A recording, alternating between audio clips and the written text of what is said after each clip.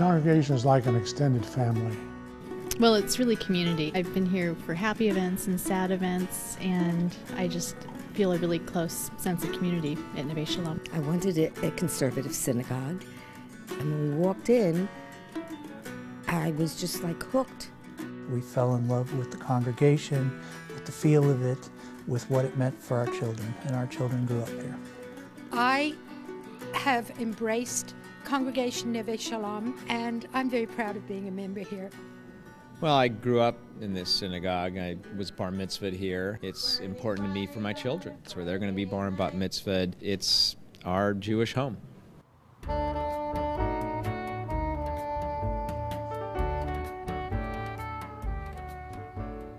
Well, this current building was completed in 1964. It was the result of a merger of the two existing conservative congregations in Portland. My father was the president of Shalom at the time. His name was Louis J. Rosenberg. And my uncle, Abe English Rosenberg, was president of Congregation Neveh Zedek. So the two brothers worked to bring about this merger that turned out to be very beneficial for both congregations. When this building was built, the feeling was, the building committee's crazy. It's huge. We'll never fill this. What are they thinking about? And today, we're bursting at the seams. It was originally designed for a congregation of 500 families. We've now grown to nearly double that. The building is old. Many parts of it really need updating. We have future generations coming up. We have huge potential with new leadership, new rabbis. It's time to upgrade the building. One of the things that initially attracted my wife Sarah and I to this congregation is rare in that it's growing younger as opposed to growing older. We have members who join before children. We have members who join before marriage, and we're thrilled about that. But for many, the entry point into synagogue life is the beginning of religious education for their child, so that by having capacity and ability and offering an excellent Jewish education experience, it allows the family then to enter into congregational life and to enhance their own Jewish identities. We have really the finest Jewish education program in Portland, and therefore probably in the state of Oregon, which we're very, very proud of. This is really the center of the Jewish community for our members. This is where people come to meet each other. This is where people come to make new friends. This is where people come to celebrate the most important events in their lives, both the happiest moments and the saddest moments. Right now, our membership is 1,000 family units, so we're twice as big as what the space was meant for. No inch of space had been added to this building. So it's literally impossible to continue to serve the congregation when you enjoy that level of growth and the space essentially has remained the same. We would love to provide adult education at the same time that we have our high school program going on. But we have no space because every single one of the classes has 7th through 12th graders sitting in them, and therefore, you know, we've even had classes in the coat room in the past. One of the things that the schools have is they're spread out throughout the synagogue. We want to bring them together so that the space is used more efficiently. Lord knows how anybody sits comfortably for 2 or 3 hours in the seats in the sanctuary, yet alone hears what's going on from the bima. Sometimes you can sit in one seat and not be able to hear, or everything will sound mushy, and if you sit just a couple seats over, it's a totally different experience. We need to have better lighting in the sanctuary. We have evolved over time with a very minimalistic approach to repairs and maintenance since the building was built. We have windows that are held together by duct tape. We have heat registers throughout the building and in classrooms that there are no parts to put them together any longer. We have ceiling tiles in the foyer that fall down. We have sandbags outside of our atrium to prevent flooding. We have windowsills in a chapel that can barely be refinished again. The list, unfortunately, is nearly endless.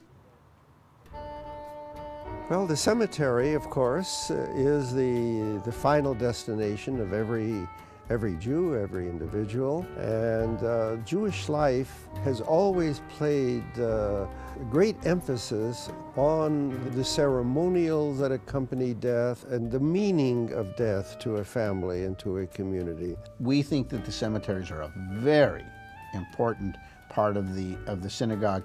We want to make them beautiful.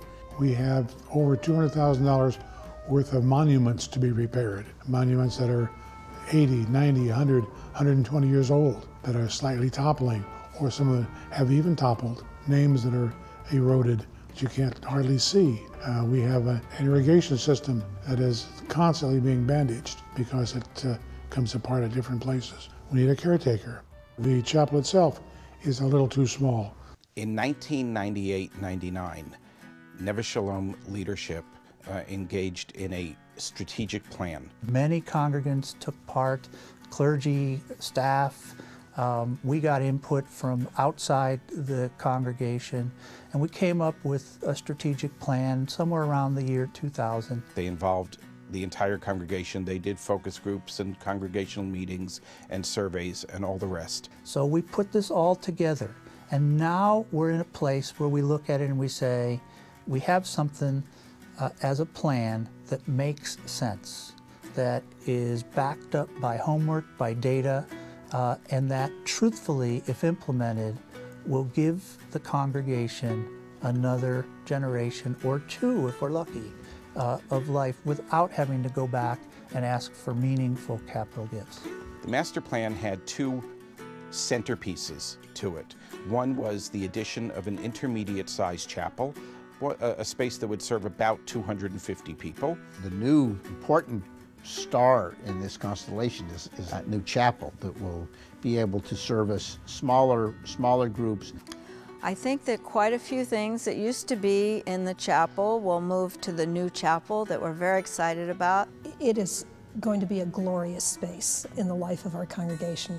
The second centerpiece of the master plan was the building of an administrative wing. It would allow the staff and clergy to work more efficiently with one another. We would in fact be physically near each other. We'll be able to expand the capacity of the school. We'll no longer have third graders sitting in chairs downstairs that are designed for kindergartners or for 4-year-olds. This plan will allow us to direct people to where there is a live person, a receptionist or somebody there, and that person can visually decide whether to let somebody into that entrance or not. The benefits for the congregation will be in efficiencies of utilities. We're estimating 35 to 45% savings in our utilities alone for the future, and that's not just this year, that's for many, many years into the future. This building, through our architectural team and our Green Building Services team, is going to achieve a silver status in the LEED certification process that's put out by the U.S. Green Building Council, leaders in energy and environmental design. This campaign is the most important, serious effort this congregation has engaged in since the building of the building 42 years ago. This will ensure that Neveh Shalom is a vibrant, attractive, complete congregation for the next 20, 30, 40 years and beyond. It's critical that we do this, and it's critical that we do it now.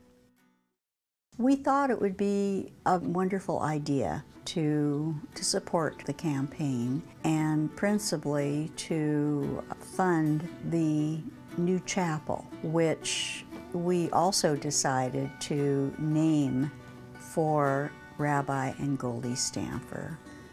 And we feel really, really good about that. What a wonderful decision for them to have made. How perfect that is in terms of recognizing the history and the future of Neveh Shalom. This is a very rare event that we call on the congregation to provide for ourselves and for the future.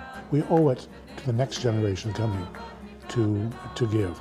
If you believe in the future of Jewish life in America, you have to make sure that that future will take place. It's really an investment in your own Jewish future, in your children and your grandchildren's Jewish future. Our ancestors, if you will, who built this building, gave us those first 40 years. It's up to us to give the next 40 years.